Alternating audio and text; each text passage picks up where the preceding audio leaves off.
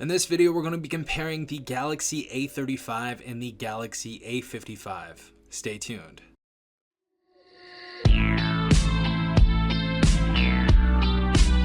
Alright everyone, hopefully you guys are having a good day. Hopefully everyone is safe out there. As you guys can see, the Galaxy A35 right here is on the left and the Galaxy A55 5G is on the right side. I've been using these devices off and on for over a month now, and I just want to compare them as far as like the specifications and the price and all of that type of stuff. Now, as you guys know, the Galaxy A35 5G was released at a price tag of about $399, and the Galaxy A55 was launched at a price tag of about $499. So this device is about $100 more retail price. I'm sure a lot of you can get this device somewhere else cheaper, but it is going to be the Latin America band, so you won't have like the warranty for this device in the United States. But we're just going to stay right here with the launch prices. Of course, A35 $400, A55 $500. Both were released in March, so March 15th were the release dates of these devices. As far as the build of these devices goes, they're pretty similar. For the Galaxy A35, we have a glass back and we have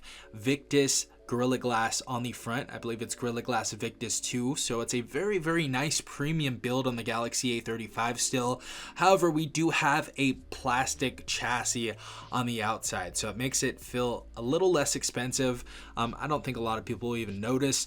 But for the Galaxy A55, this is all around a super premium build. We have a glass back. Of course, we have the Gorilla Glass Victus on the front, and we also have an aluminum chassis on this phone, so we have some nice brushed aluminum. So of course the build is going to be much nicer on the Galaxy A55. However, this is going to be a heavier phone at 213 grams compared to 209 grams. Both these devices as well have IP67 dust and water resistance, so that's nice to see that we have that on both of them. Really cool. As far as their display goes, both these devices have a Super AMOLED display, 120 Hz refresh rate on both of them as well, and both of these devices also have 1000 nits brightness, so they are going to be bright displays outside in the bright light. So if you guys are outside doing work a lot, if you guys go to the beach a lot and stuff, you guys are going to have no issues using these devices in direct sunlight. So it's nice to see we have some really bright screens on some mid-range phones now.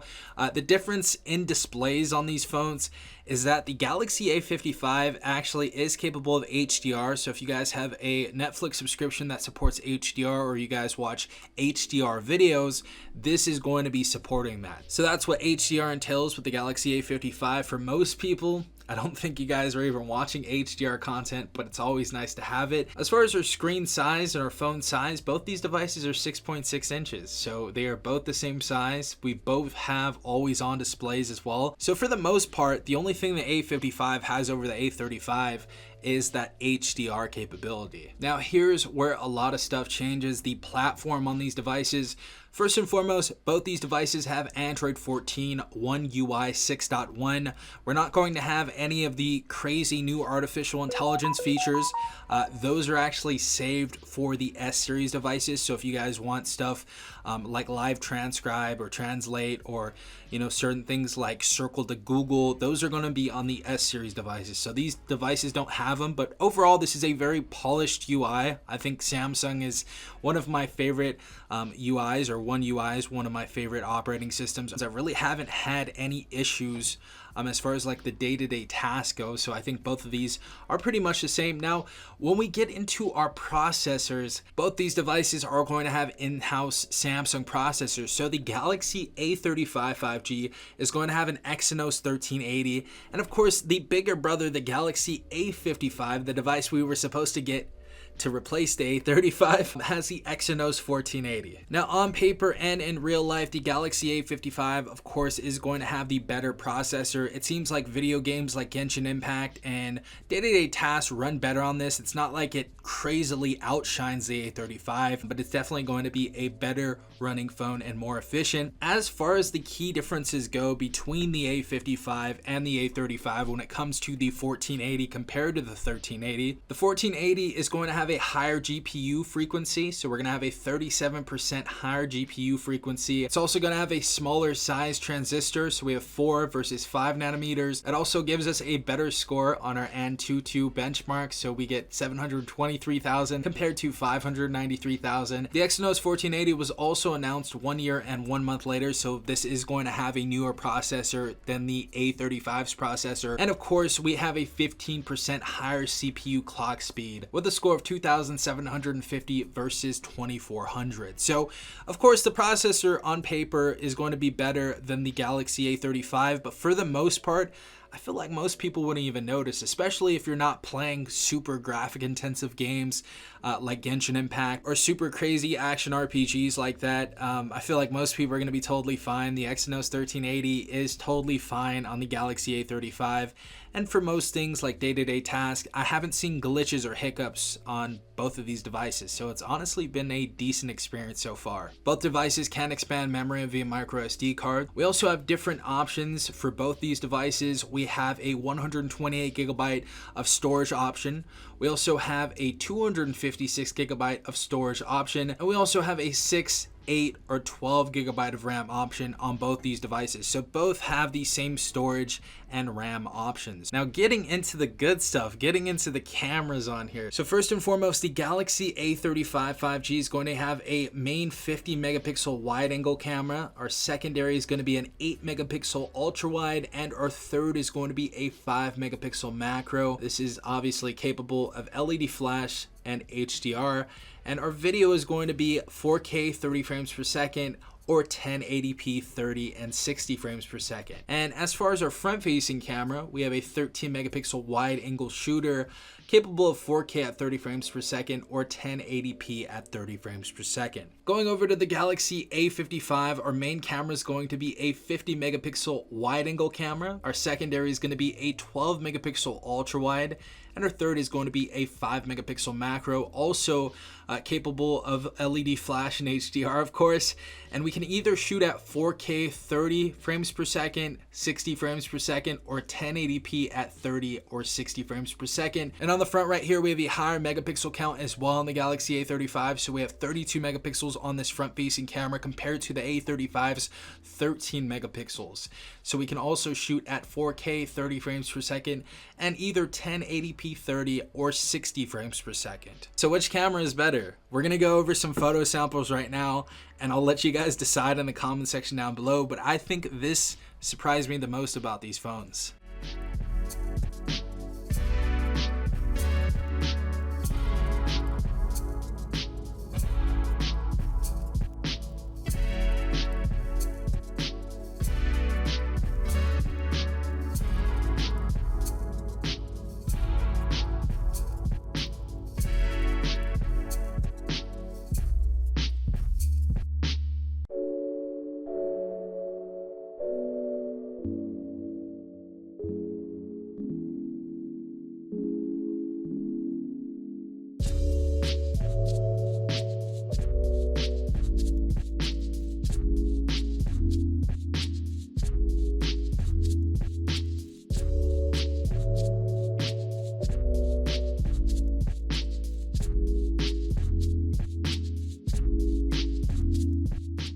Alright guys, so this is the front facing camera, full HD, 30 frames per second. It doesn't look like it does 1080p 60 frames per second, so this is how we are looking on the Samsung Galaxy A35.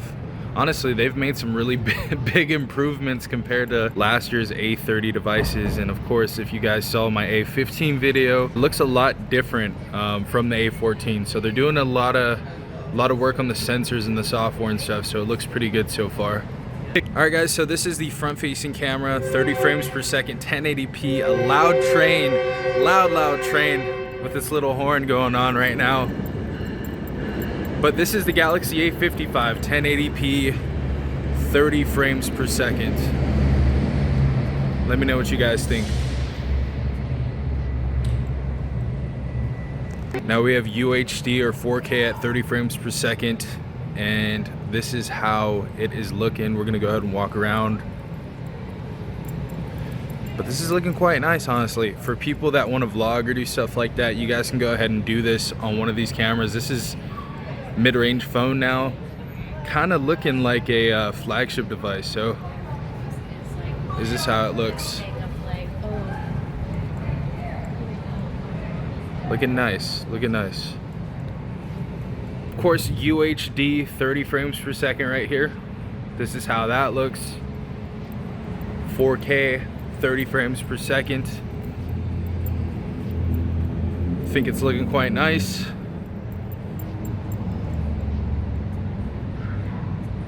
Definitely updated the sensors on these devices.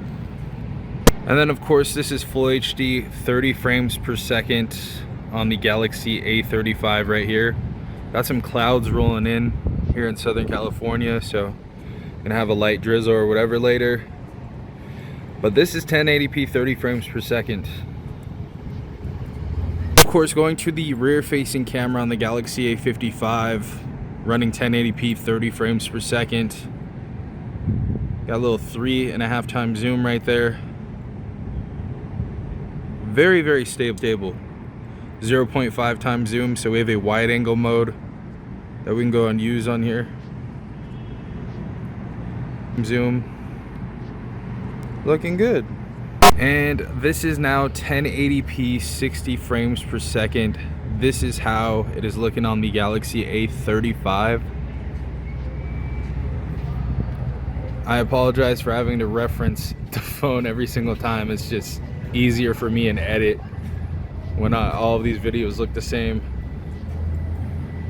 This is 1080 60 frames per second though. It honestly doesn't look too bad. The stabilization looks much better than last year's device, so I'm liking what I'm seeing so far. It's looking very premium. Look at that. The color is kind of off. These are looking teal on the camera, but these are jade in real life. These are like green. So but 1080p 60 frames per second right here. Now full HD 60 frames per second on the Samsung Galaxy A55. This is how that is looking. I think it looks quite good as well. Let's go ahead and walk up here.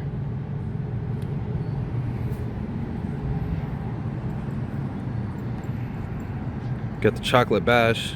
I like this place a lot, Cafe X2O. That's my place right there. This is how this is looking though. 1080p 60 frames per second. Looking pretty decent.